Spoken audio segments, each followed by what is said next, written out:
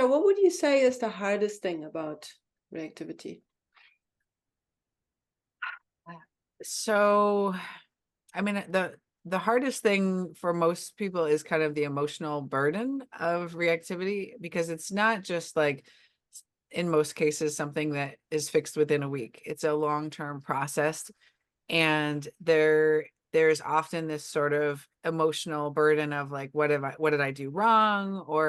Or maybe they're embarrassed about their dog, or they're scared for their dog. And so there is definitely this emotional side, and then also being isolated. So a lot of people get a dog because then they can be in community with other dog people. If the dog's reactive to people or dogs, that makes it a lot harder. And so there's an isolation factor. Yeah.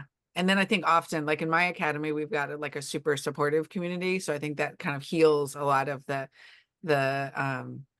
the worry that people have. It's kind of, they're not alone, and they're not the only one that has the reactive dog. And then seeing each other's progress is inspiring. And so I would say, yeah, that social isolation maybe the hardest part. Yeah, and I so agree. Community is so important. Seeing what's going on with somebody else and their dog, and sometimes being able, even if you're stuck with your own dog, if you can help somebody else, Mm-hmm.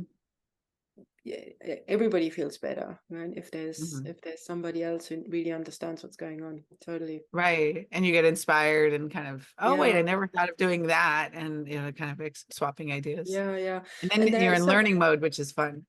Yeah, learning mode is the best one, hey. And the thing is also, we always, all of us, we get stuck. We think we've tried a thing and it didn't work.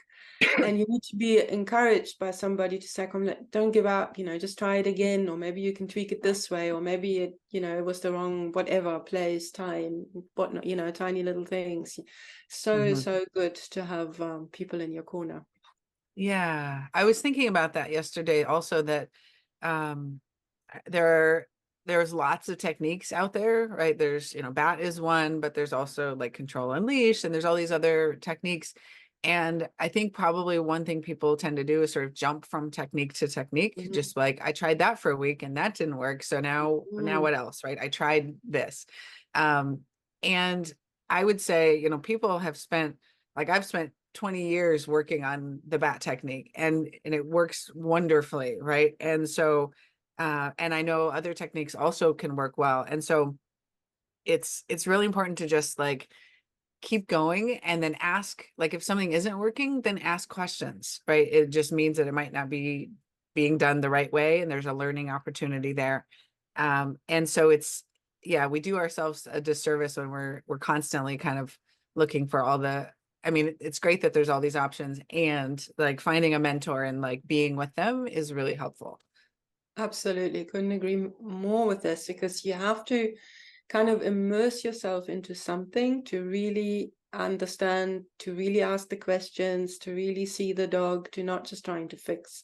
Because I think when we take a thing here and take a thing there, as much as we still, when one does that, we really looking to get something to work quickly. We get impatient, we want a quick result, and then we sort of in that I need to fix this mode. Didn't work, tick it off, go to the next Mhm. one, when really you need to take your time and really ask questions. Why are things happening like this? And think around the problem, and look at it from the problem, whatever it Mhm. is, from different angles, etc. Right. Yeah. And I mean, it's not to say like don't listen to other, like don't look around for other things, because it's like some things do work well together. Like bat plays well with lots of other techniques, but like don't just like keep switching, like, okay, not this and then not this. And particularly though, people switching from, say, punishment to reinforcement tend to sort of try it for a little bit, but maybe still do some punishment. And then it's like you might as well not try it at all at that point. Um, Yeah, no, absolutely. And that's where the community comes in again, right? right. If you have people Exactly. that you can talk things over with, then immediately, Mhm. it's different. Yeah, exactly. So, Grisha, if for the people who are listening and in the midst of a struggle, what would be your top tips to make things better for them? What would your advice be?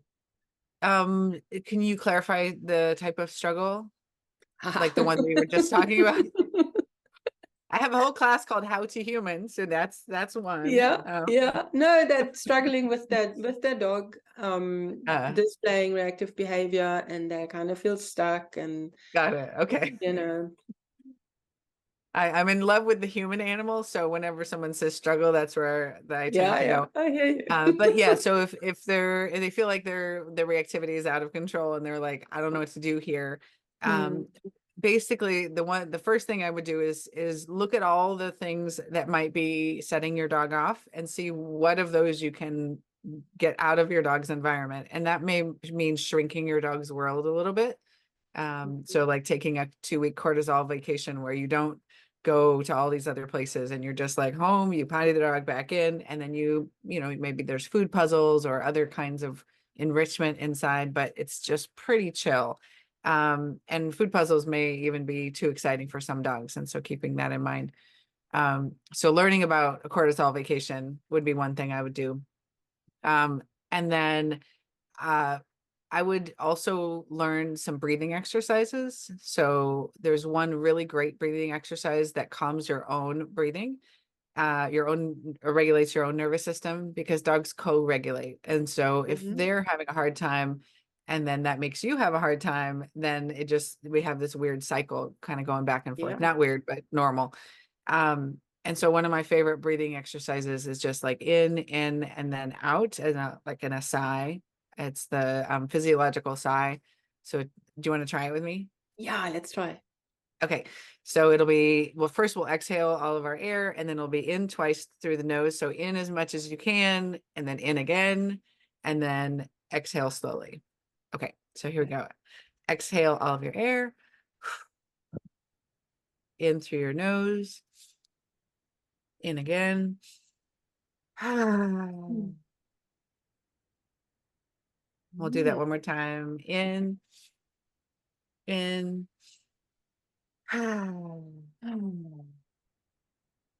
That does feel good. Right? Ah, It just, right? nice. Your nervous system is just like, I guess we're safe here. We're fine. Oh, that's So that great. has a really calming effect on the dog. So that's number 2. And I would practice that in lots of places during this, especially during this 2-week period of like taking a break. Mm. Um, and then, I mean, my third recommendation honestly would be to learn about bats. So so you actually have a skill set. So I know that's a little biased, but it's the thing I've been doing for 20 years. And that's the Totally. one, it's my favorite because I put all my favorite things in it.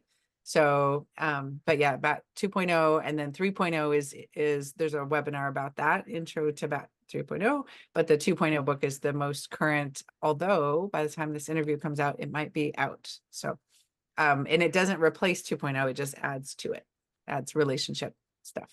So the book might be out. The book might be out. The webinar will definitely now. is already Mm. out, but the book might be out by then. This will Brilliant. be my fire lighting to get it done. Fabulous, fabulous. So I just wanted to quickly, because not everybody might understand when you say a 2-week cortisol vacation, maybe explain a little bit more Me? what cortisol, what's the whole story there? Yeah. So basically, when we have a stressful experience as mammals, if it's of long duration, so I think it's more than like 30 minutes, there's a hormone dump or neurotransmitter dump of cortisol, which is meant to sort of help us regulate. And long-term cortisol in our system actually makes it harder to learn, harder to function, and can reduce lifespan, actually.